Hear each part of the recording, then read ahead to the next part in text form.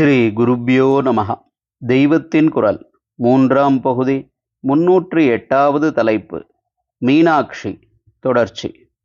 அனிமேஷாக கண்ணை கொட்டாமல் என்று சௌந்தரியலகரி ஸ்லோகத்தில் மீனை பற்றி சொல்லியிருக்கிறது.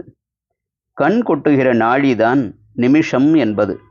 அதுதான் மதுரை மருதையாகிறது போல் மினிட் ஆயிற்று. மீன் தூங்குவதில்லை என்று ட்ரெடிஷனல் பிலீஃப். அதற்கே ஆச்சாரியாள் கண்களின் கோழி பெட்டிஷனை கேட்டு அம்பாள் எங்கே தன்னோடு சண்டை போட ஜலத்தின் அடிமட்டத்திற்கும் வந்து விடுவாளோ என்றுதான் அங்கேயும் மீன் கண் கொட்டாமலே அலர்ட்டாக இருந்து கொண்டிருக்கிறதென்று காரணம் கல்பிக்கிறார். மீனாட்சியும் கண்ணை கொட்டுவதில்லை.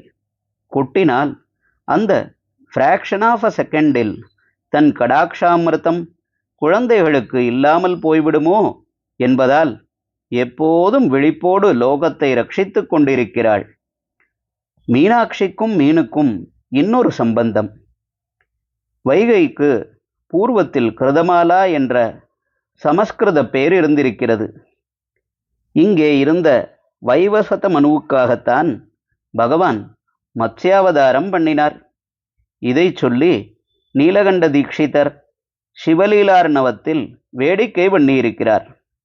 பிரளயத்தில் மாட்டிக்கொண்ட வேதத்தை மீட்பதற்காக மகாவிஷ்ணு மீனாய் அவதரித்து தேடி தேடி பாடுபட்டார். மீனாட்சியான உன் சரணாரவிந்தத்தையோ அந்த வேதமே தேடிக்கொண்டிருக்கிறது என்கிறார். ஆவிஷ்ய கிண்ணம் நிகமான சேஷான் அமீனமீனம் பிரதமம் ஸ்மராமஹ. ஆவிஷ்யமானம் நிகமைரசேஷைஹி அம்பஸ்னுமஸ்தே வயமாக்ஷி மீனம். மதுரையில் வேதம் நிரம்பி இருக்கிறது. சேரர் தலைநகரான வஞ்சியில் உள்ளவர்களும் சோழர் தலைநகரான உறையூரில் உள்ளவர்களும் கோழி கூவி எழுந்திருப்பார்கள் என்றால், பாண்டியர் தலைநகரான மதுரையில் உள்ள நாங்கள் வேத ஒளி கேட்டே எழுந்திருப்போம் என்று பரிபாடலில் இருக்கிறது.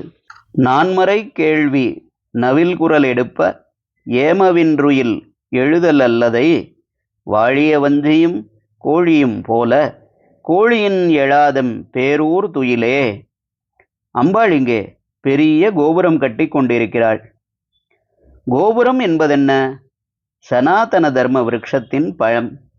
அதற்கு வேறெது? வேதம்தான். இத்தனை உயர கோபுர பழமென்றால் அதற்கேற்க அத்தனை ஆழமாக வேத வேரும் போயிருக்கிறது மதுரையில். அம்பாளுங்கே வேதஸ்வரூபிணியாக ஜுவலிக்கிறாள்.